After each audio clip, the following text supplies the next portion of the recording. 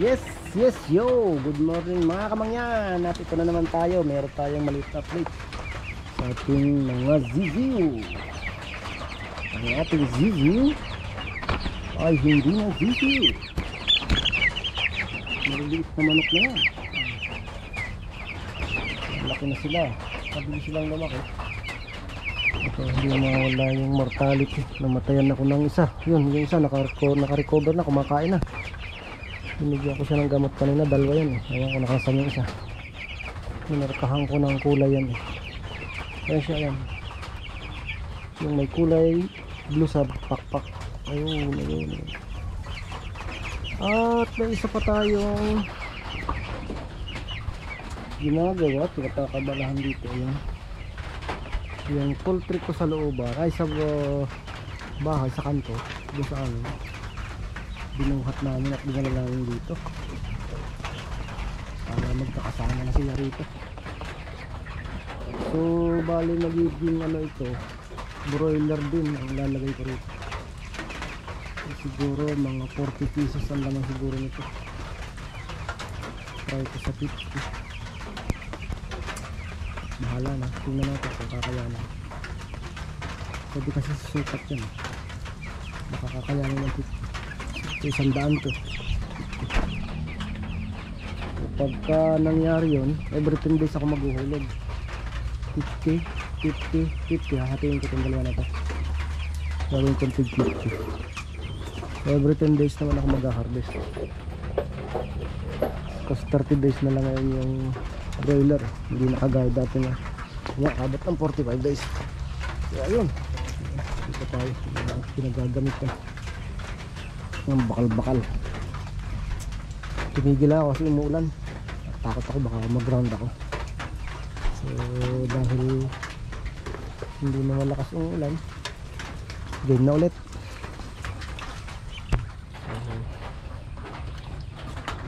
Hanggang dyan lang muna. Speed na lang natin yung video natin habang gumagawa ako.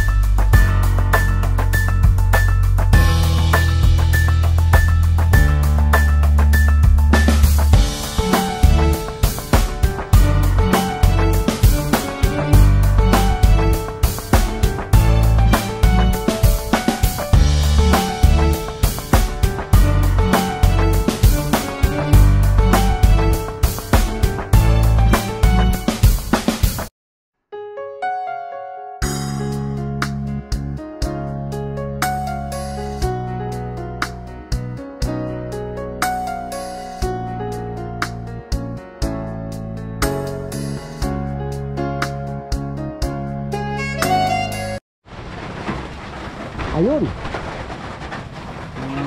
Update tayo. May hugis na. So Ito bali yung magiging budlo niya. Para siya pumusog, tumibay. Lagyan ko siya dito ng tali. Sa taas. Punta rito. Para magiging katulong pag bumigat na ang ating mga manok. Since na alas 11 mahigit na, ay gusto ko na rin umuwi. So isisiguro ko lang muna yung magiging taklob ng ating mga gamit, baka mabasa. At ito namang mga pensyonadong ito, ayan, tuloy-tuloy lang kanilang tulog, kain ng buhay. Okay lang, nakikitaan natin yan. Ayun, yan lang muna kayo. May tubig pa, may painom pa, ay may pagkain pa. So hanggang dito lang muna ulit. Ayun, meron pa, naglalangoy. Dito sila. Hanggang dito lang muna ulit. Ayusin ko muna yung pagtaklob dito sa aking mga gamit at baka mabasa. So hanggang sa susunod na, hanggang mamaya na lang ulit. Balik ka tayo ulit.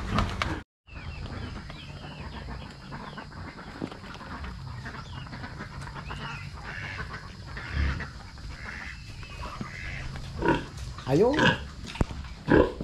magandang tanghali. Update tayo sa ating mga alagang mga kababuyan, mga kaitikan at mga kabroiler. Ayan, mayroon ng hulog ang ating bagong gawang kulungan. 11 days na itong mga ito. 11 days na sila. Tapos meron tayong 1 day in ulit. Ayan, 50 ulit.